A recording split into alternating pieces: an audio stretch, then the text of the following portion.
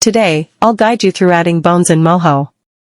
Start by grouping your selected artwork. Highlight the parts you want to rig, then right-click and choose Group with Selection. You can rename your group to keep things organized.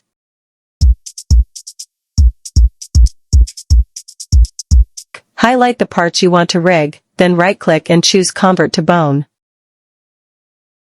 Go to Add Bone. Click and drag to create your main bone. Then, select the main bone again and click Add Bone to place the next one. When a bone turns red, it means the new bone will be linked automatically. Keep clicking and dragging to add more bones. Remember, before adding a new bone, click the one you want it linked to. Continue to do this for all bones.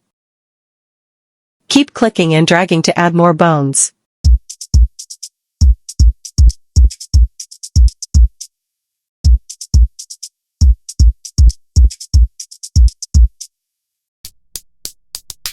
Use Parent to see how each bone is connected within the hierarchy. Once all bones are in place, go to Bone Strength and set each to 0.25, except for the main bone, it should be set to 0. Continue to do this for all bones.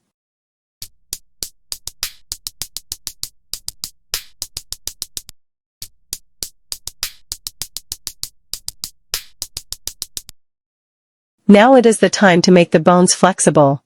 As you can see, even though the bones were added correctly, the character isn't responding as expected. To fix this, we need to apply flexi binding to the appropriate bones. Click the main layer, then the layer you want to bind.